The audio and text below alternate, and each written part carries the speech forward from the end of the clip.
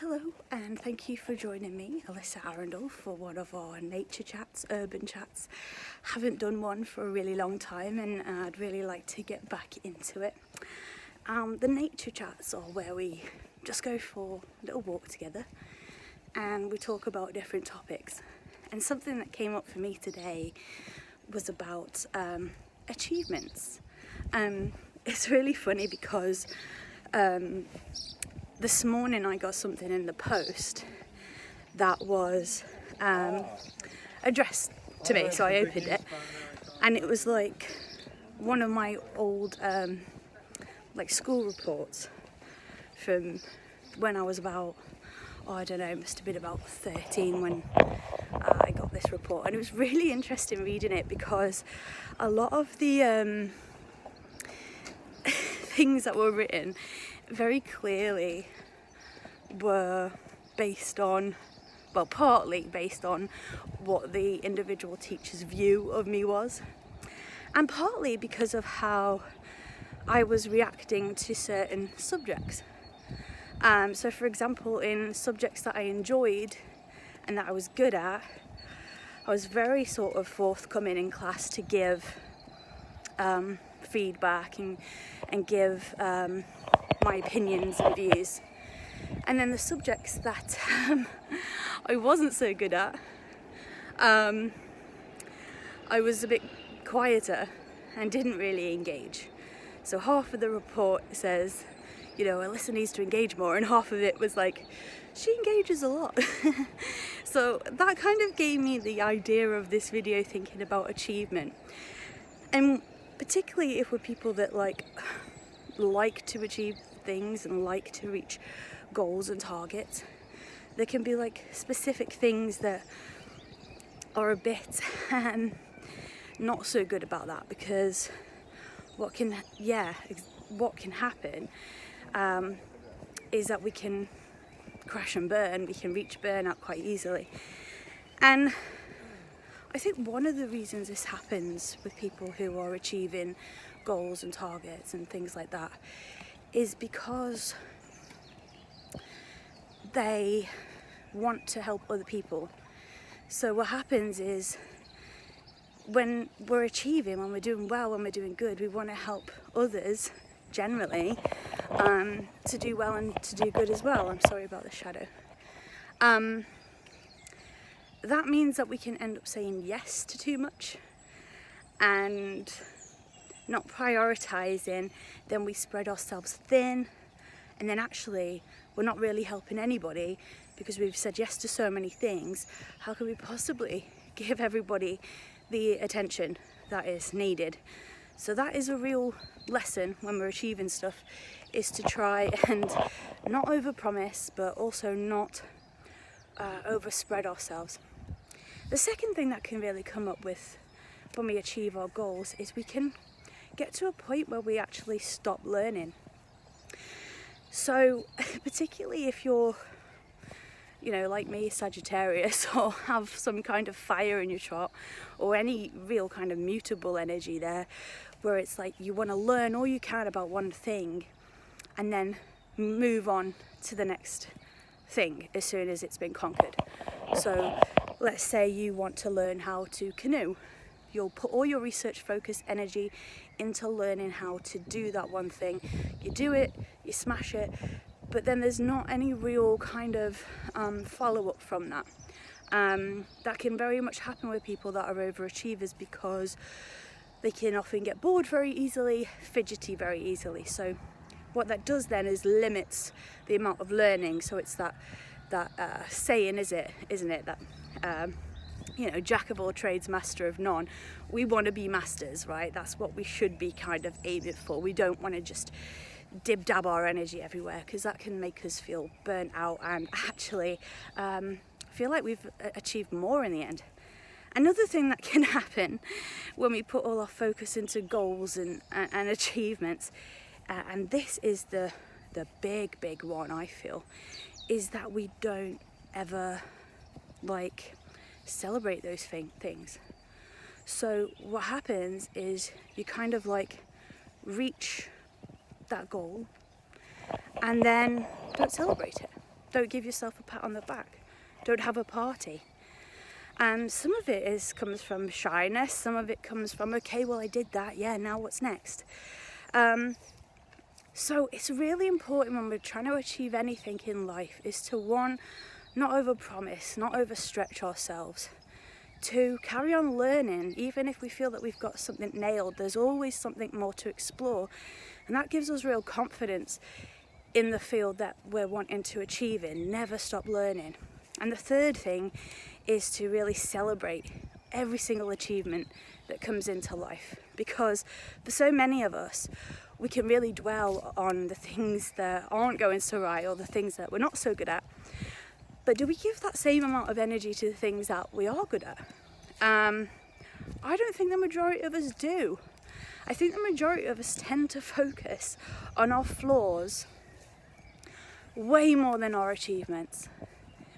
It's so easy to do. I think one of the reasons that happens is because as humans, we are trained to look for the negative. That is how we have survived in the wild, if you like, all these years. It's like looking out for predators, you know. But the problem with that is, you know, that's part of our lizard brain, isn't it? That's our evolution. But we've got to change that, and we've got to break those habits and try to focus as much on the positives. And the best way I feel, and something I'm still learning at, is to focus on those things that we have achieved, give it time to sink and to settle in. This week, for example, I feel I've achieved quite a lot. I've been editing a lot. I've been doing quite a lot of work, because some of my work has really been disrupted because of the build Patrick and I have been going through. So haven't been able to do as much as I want to do in terms of work. Also haven't been doing as much as I want to do in terms of fitness. So what's happened is I've got very behind on my work and I've got very behind on my fitness. I put on a stone, and I've been really quite upset about it. Just thinking, berating myself, like, how did I let it happen? Why wasn't I doing enough walking? Why haven't I been exercising this whole time? Why have I been drinking fizzy drinks? Well, the answer to that is stress, isn't it? A lot of us tend to go through, when we're going through stressful periods, we reach out to the things that comfort us the most.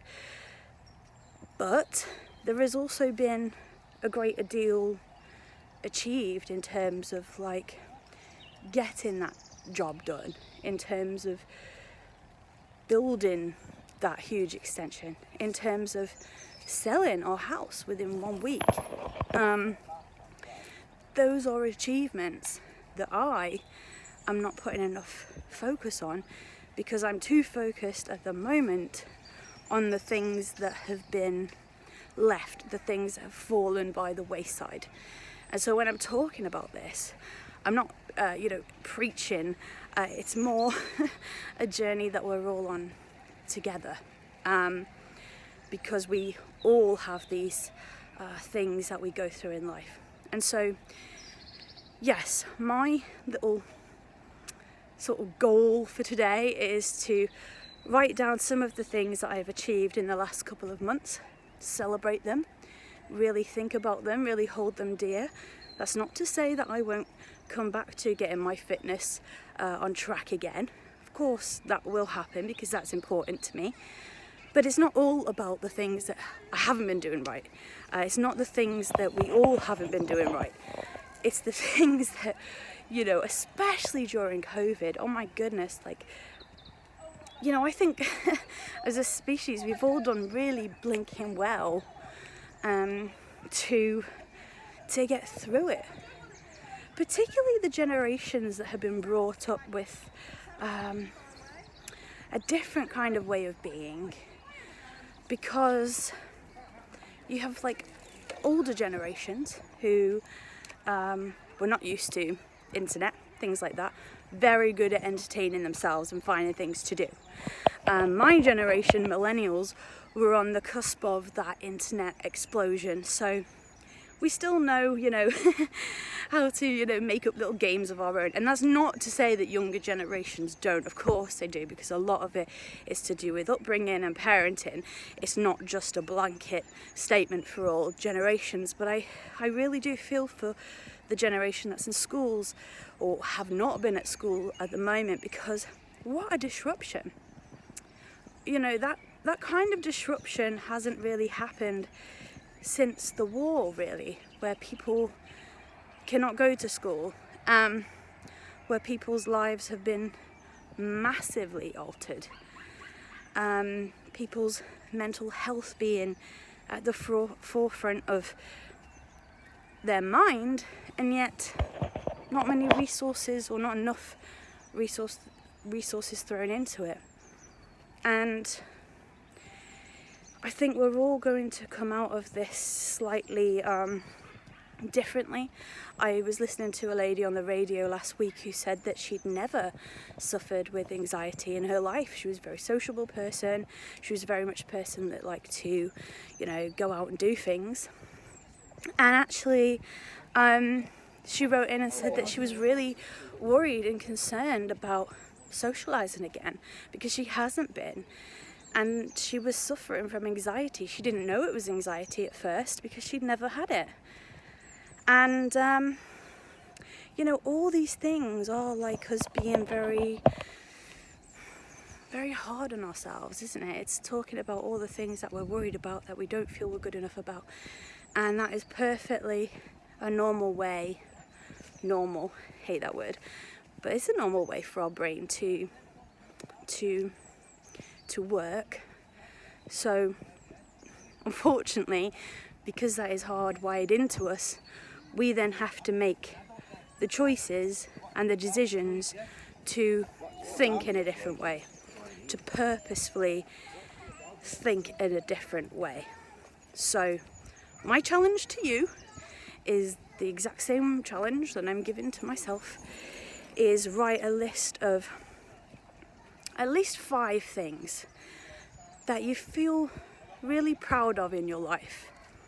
If it can be very current things, the better. But, if it's a difficult exercise, they can be, historic things. But those 5 things that you're proud of. Because what is the point in being interested in self-development, being interested in astrology, being interested in tarot, or anything that helps us try and understand our human psyche and how we work? What is the point in being interested in those things if we don't celebrate the stuff we've learned from that? I mean, crazy or what? So I think we've got to give ourselves a little bit of gentleness today, and a little bit of just knowing that in some ways we are all in it together, because regardless of our situations, our privilege or not privilege, where we're born or where we live, humans fundamentally will go through some similar challenges in life. And one of those challenges, I feel, is how we can negatively think about ourselves. And I think we gotta make the conscious effort to try and not to do that, but just to balance it with something that is also good about ourselves. So for me, negatively thinking about my fitness, that's fine, because that's my brain's way of telling me, Alyssa, you need to get fit and lose a few pounds. That's okay by me. But you've got to balance that out with something that's more positive. Like, wow, you did a self-build. Wow, you carried on working and did posts and edited videos and managed to get through it, and so managed to carry on working. So let's balance those things out today. And I'd love, actually, if you wrote in the comments the 5 things that you're proud of yourself, because sharing it with other people means that they can then celebrate with you as well, which is really awesome. Because I think that kind of acknowledgement or that kind of validation always really helps and is always really nice. So thank you for coming on this Nature Chats with me. I'm sorry if it's a little bit rusty. I'm a bit out of practice with them. But hopefully as the weeks go by, we'll get more and more topics that come up for us, and we can just check in with each other and have a really good old chat. So thank you so much. Take care. And until we speak again, stay safe. Alyssa.